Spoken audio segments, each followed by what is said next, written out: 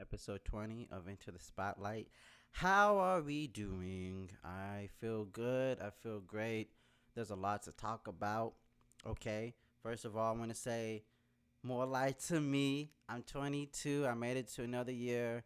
And boy, let's just get into it. When my auntie died earlier this year in January and then in January, and I left for the funeral, I was there for nearly a month and I came back with no work. I had a job, but I had no desire to go back to that job. 16 an hour for like 3 4 days, literally suicide. So I had no intentions of going back, and it just took so much time to get another job and secure a job. My phone kept on breaking, and then I had to get a new SIM card. So I went without service, and then, you know, it was just everything was going wrong. And then I finally started working the midway of June. And, I have a really good workspace where I work. They celebrated me, they embraced me, not only just on and for my birthday, but as me as a caretaker and as an employee. And I appreciate that. And I thought I was going to be either dead, I thought I was either going to be homeless, and I thought I'd have nothing by the time my birthday came around. No exaggeration.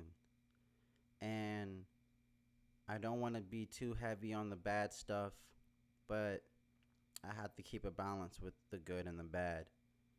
And I found a good space for me to go to consistently. Shout out to the LGBT Center of LA. Shout out to Project Q and the amazing people that run and organize both of those two places. I wouldn't look the way that I do. I wouldn't feel the way that I feel. I wouldn't be eating and being healthy and being consistent with the day-to-day life the way that I am without those two organizations and the people that run them. And for my birthday, I had to go to work. It was a Wednesday, but I had an amazing day. And then that Friday, then the same week, I went to go see Elvis. Okay. And then a couple days ago, last Wednesday, this Wednesday that we just passed, I performed for the first time. I performed my music, and I did it in downtown Los Angeles, where I love to be. Okay, the city that I love. I love Los Angeles. I love Los Angeles, California, and I love being in downtown Los Angeles. And it was through God for me being here and being ready for that moment. It was Ace the Bandit, a good friend of mine that I've had since I've been back in LA, for connecting me to this opportunity. And it was Mr. Ramon, the man himself, for blessing me with the stage and the opportunity to present my art, present my music, present myself in the way that I did. And I trusted myself and I trusted God for me to be ready, for me to be poised. And I kicked it off. I was the first one to go. I asked him, or I told him, I want to be the first. And he blessed me with that too. And he had faith in me. And I didn't let him down. I think I can speak assuredly and confidently that I didn't let him down. And I want to keep doing it. I love performing. I love making music, and I love being in that energy and being in that space. So the thoughts that I had months before my birthday didn't come to fruition, and I thank God. I thank myself for not giving up. I thank the LGBT Center of LA, and I thank Project Q for motivating me, for putting me in a secure space. I thank my barber up in Burbank, Jorge, for motivating me and providing a safe space as well. And I just I thank God, man. I thank God, and I thank the people around me that's been here, that I trust, that I love, that I can talk to every day. Denise, I thank her for a lot of the consistency. She goes out of her way to feed me sometimes, and that's that is a true testament of a friend. She isn't too older than me, but I look up to her in a lot of ways, and I always try to have that respect level. You know, between not only just two friends, but also two people that are in a creative space. She's been on the podcast, and she could just say no. I don't want to. It's not. But she's always been very reliant. She's been very nice. And she did something on the first one. She says, "Yo, I'm not used to putting myself out there, but I am." And that's a testament of her growth. And I'm so in love with that. No matter any age, you should never stop growing. You should never stop trying to, elevate yourself and expand your growth and expand your life. And nothing but positivity, positive words for Denise. She's amazing. Um, she's just a great friend and an even better, person and artist. And I thank God for her as well. Um, it hasn't been easy. Every day isn't fun. Every day isn't anything, but every day is good for me. Once I turned 22, and even days before then, before I turned 22, I was walking into positivity. I went back to going to church. I went back to working out consistently. I went back to just aligning myself with God, aligning myself with positivity, with reassurance, and not needing it from anyone else. And that is what I needed. And when I was a kid, I didn't have that. I didn't have reassurance, and I didn't have trust in myself. You know, um, Something that I spoke upon, that that you're gonna hear on Death, Time, Love, Always, DTLA. You're gonna hear me talk about abandonment issues. One of the songs is called Abandonment Issues, and you're gonna hear about what I went through as a kid. And I spoke upon on this topic earlier, and I would like to show you what I was talking about more specifically. When I was a kid, I watched this show called 16, and it's like the title. It's the number six, Teen, and it started in Canada, and then like Cartoon Network kind of like bought the rights. Now I don't think the entirety, but like it's like, okay, we're gonna start playing some of these episodes. And for what it wasn't a grown cartoon, right? It's not an adult cartoon, but it's about 16-year-olds. And there's episodes where like nudity is involved between a stepbrother and a stepsister who also just happen to be friends within the group. There's episodes where like it's real stuff happening, like same sex couples, or the gossip between, the gossip of someone being in a same sex relationship. Like there's real teenage to adult, teenage adult transition situations that are going on. And as a kid, I was like, yo, this is cool, man. Like, I want to be, like, I only thought when I'm a teenager, oh, I'm going to be in the mall.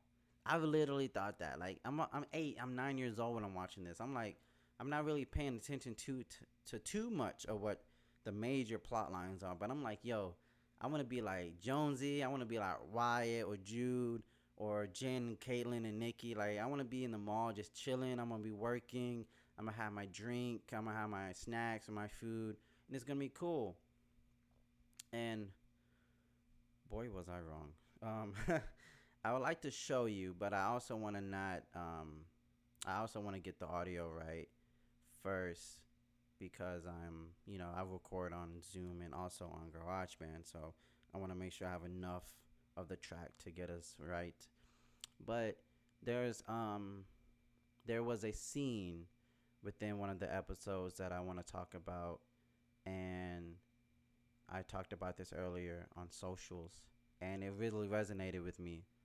And I do want to say forewarning, if I do get emotional, I might get emotional, so I might have to stop it and everything. But um, this isn't to I'm do not feel sorry for me. Do not feel any type of like sympathy. Just I just want you to feel. I just want you to understand that this is something I had to go through, and I'm so thankful that I outgrew it and I was able to not let it affect me negatively, but I was able to build something from it. So if I can like share my screen, which is something I want to do, I will gladly do that. But first, I need to make sure that we're all set. So without further ado, we are back. We are back, and now I can screen share. I think that's what it's called. Yes, that's what I want to do. Screen share. Um, I'm hoping that everyone can see this. Okay, and let's go.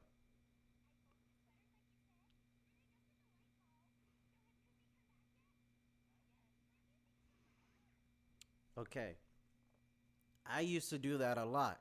I used to do that, not a lot.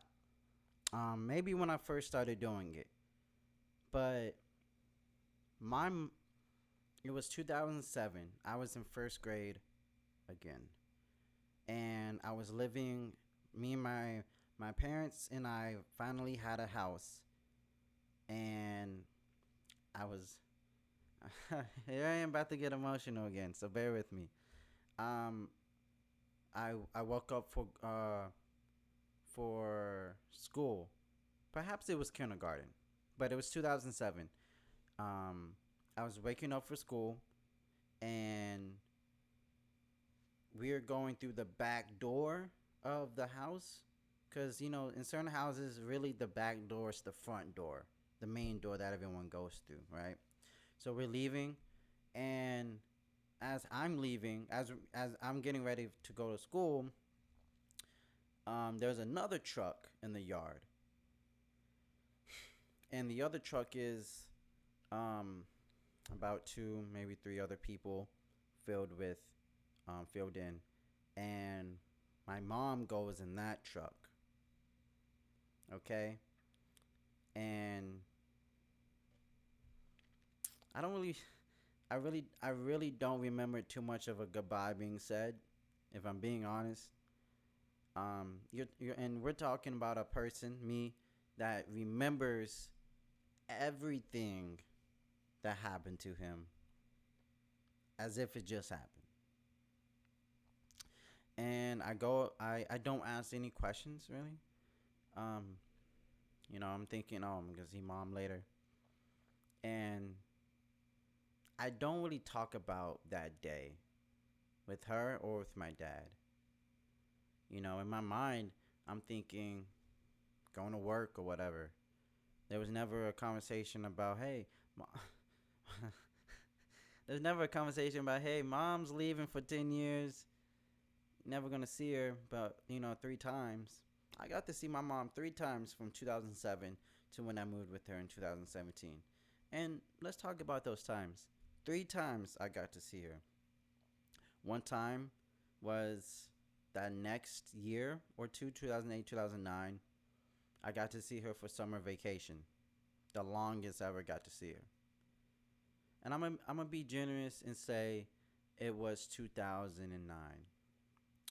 In 2012, I was a fifth grader, and this wasn't even supposed to happen, but I was living with my grandmother at the time, my dad's mom, and she in a fairy tale, in every words of a fairy tale, I wake up to my grandmother and my mom talking. And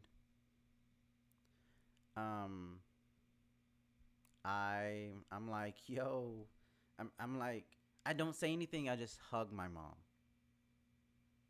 And I get to spend spring break with her for a week. Now, if my dad wanted to, because my dad had full custody over me, and my dad wanted to, and if he wanted to be petty or anything, he could have had something done, you know. Thankfully, he didn't, and that was actually, I take that back. That was the last time I got to see her was in 2012. There was a time in the 2008 2009 area I got to spend one day with my mom. I got to spend one day with her. Now, I was living in Mobile, Alabama, and I reckon because it wasn't a long drive, but it was a couple hour drive. So she had to be in like the Mississippi area, which is literally like the next state. Mississippi, maybe Louisiana area. And so I spent the entire day with her. We went to McDonald's. We went to one of her friend's house. We went to a little like church thing. And I'm remembering just how much fun I had. And at that time, I wasn't aware of the game. I wasn't aware of the game that no matter how much you pray, no matter how many birthday candle blowouts you give, none of that is going to bring your mom back. You have to understand, I never really I was I got in trouble in school sometimes, rarely, but those rare moments were kind of very bad. Never physical altercations or like cussing anyone out, but like just me just not being aware.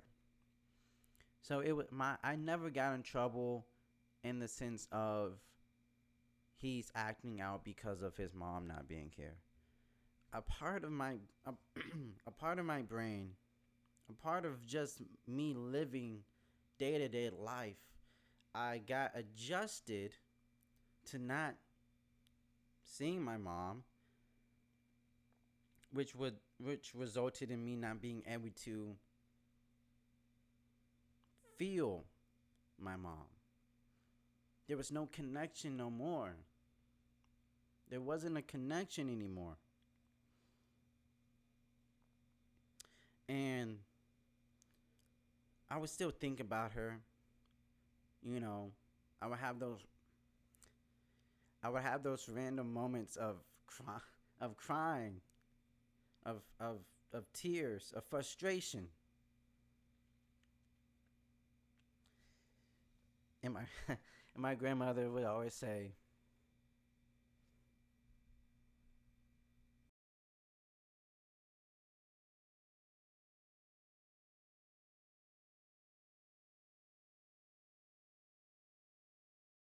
I yeah, those headaches just get to me, man. I just had to leave for a minute, get some water. Those headaches are just the worst sometimes. So,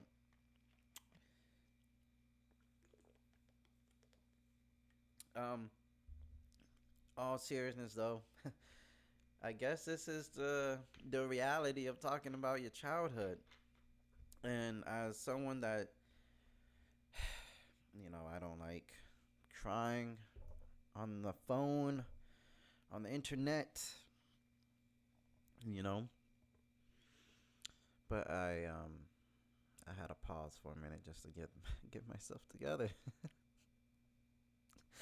Okay, the camera's on. I need to act like I know people are going to watch this. So, um, my grandmother would say, "You miss your mom, don't you? You're missing your mom right now, yeah." Yeah. Yes, ma'am, was the answer.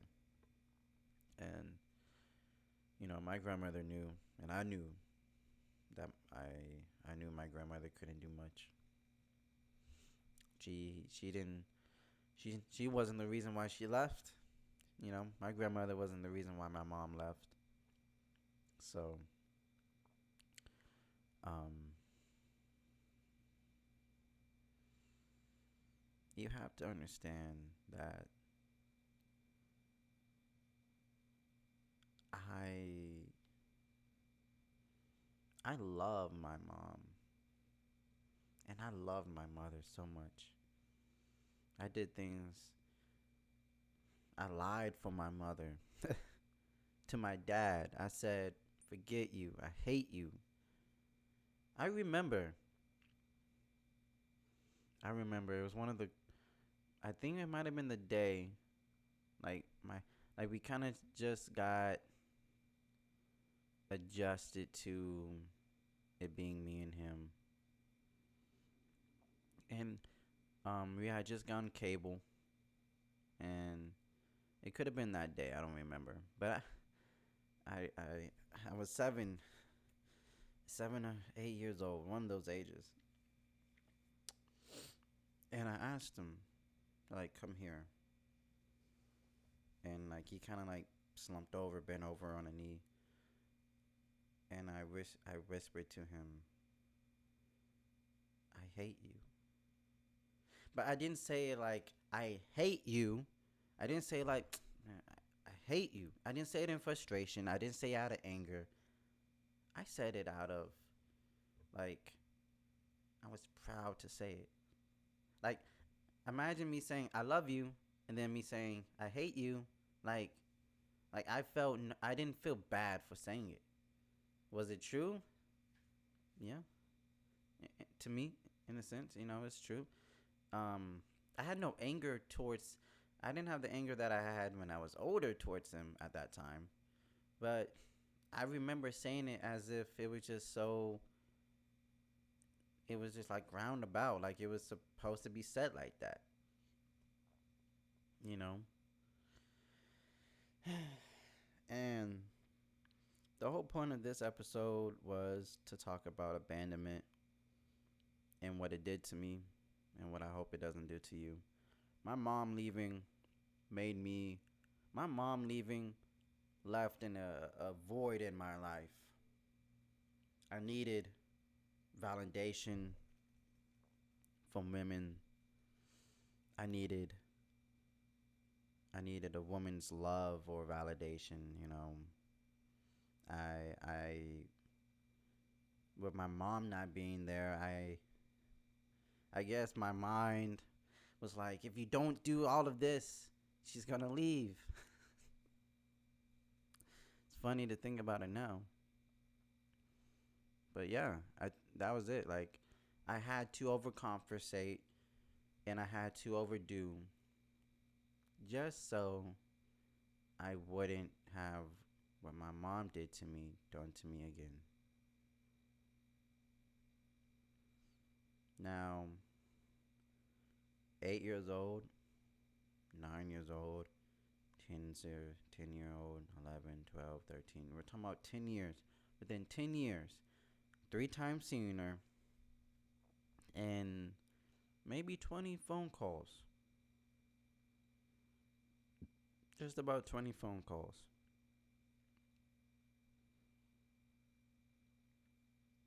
Now, I have nothing of that sort. I talk to a woman. It's an even playing field at this point. I don't need a woman's validation no more. I don't need to overgive because of the fear of being left. The only people that I on a day-to-day basis have should be fearful of leaving is God and me leaving myself. I say that with no exaggeration. I would never, and I should never leave myself, leave my morals, leave my story, leave my life for something that isn't for me. There's a lot of temptation in this world. I choose to not partake in it. If I did now, everything that I lived for, everything that I saw was for nothing. it took me moving back with my mom and all the fighting that happened and all the arguments to finally get to the bread and butter of the 10-year gap. I had to be with her. I had to get through the grit and the dirt. I had to get through the arguments. We had to do those things. We had to get through the combustion and the explosives and all of that. So I could finally get the growth, get get the accomplishment that I needed. Not accomplishment, but I just had to live with her. I had to get what I needed that I was missing for 10 years so I can finally no longer need it from anyone else. I had a dream once when I was a little kid. I was around 9 years old. And I had a dream where there was no setup, it was just happening. My brother, my sister, and me, we were at a train station to see our mom. We were going to be with our mom. You want to know what happened? My mom forgot who I was. She didn't know.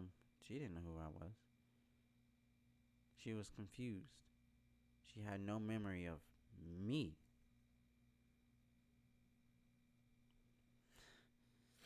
Now imagine the fear through a kid that had gone through the things he's gone that he already went through, and then think, is my mom going to forget about me? Is she gonna forget who I am? My name, my face?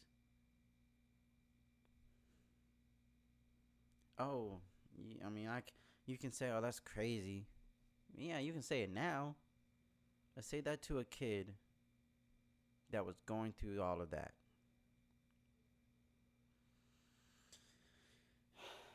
It hasn't been easy talking about this, evidently, if you're seeing this and if you are hearing this. But I made a decision a long time ago that I was no longer going to be embarrassed or feel guilty or feel shame for the things that happened to me that I had no control of. I don't do this podcast and I don't talk about in my music for sympathy, for for this world's smallest violin being played by Mr. Krabs, for clout. God no. I don't do none of that for that.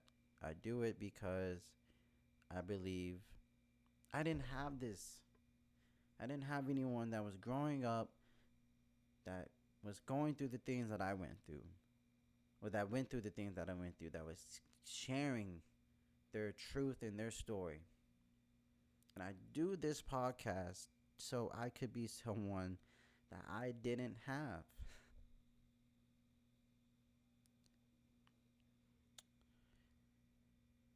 That's why I do this.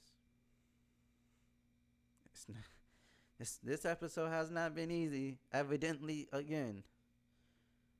And I don't have the technical editing skills to get this stuff cleaned up all the way.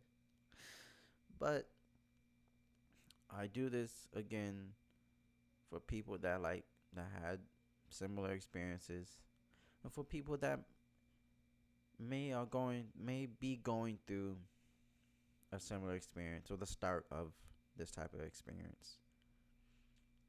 I pray for you. I think nothing but the best for you, and I hope that I can be someone of a beacon of positivity and motivation for you, as what I didn't have when I was a kid. Every week I had John Cena telling me to never give up and hustle, loyalty, respect. But he doesn't know me. you can get to know me and I can get to know you. We can talk, we can build. You can reach out to me and we can do something great. Whether it's about working out, whether it's about, you know, toxic parents in households, I've been there.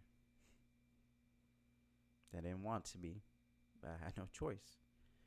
And now I'm trying to do something positive from a negative situation. I thank God that I had the opportunity to be with my mom, even in the later stages of my childhood, and I was able to get what I needed so I don't have abandonment issues no more.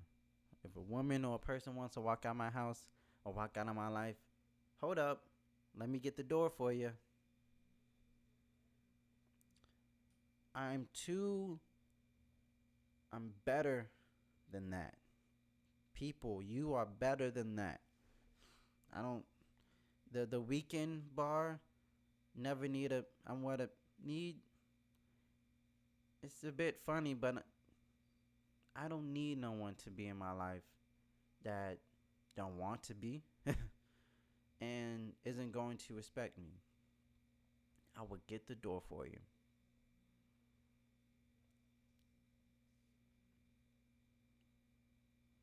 I love you. Have a good rest of your day. Have a great weekend. And I will talk about this again. And hopefully, I'm not going to be so emotional.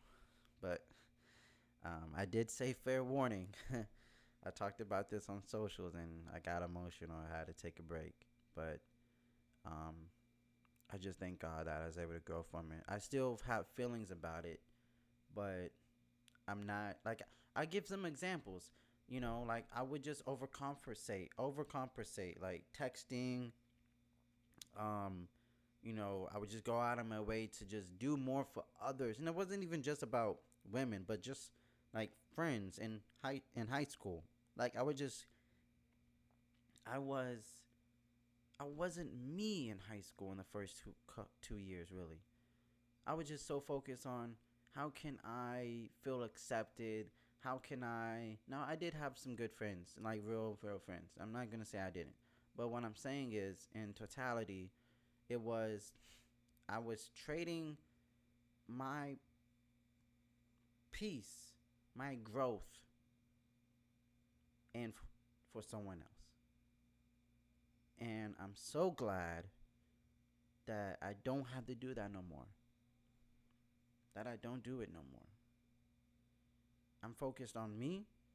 I can be in a relationship and focus on them, but we're grown now.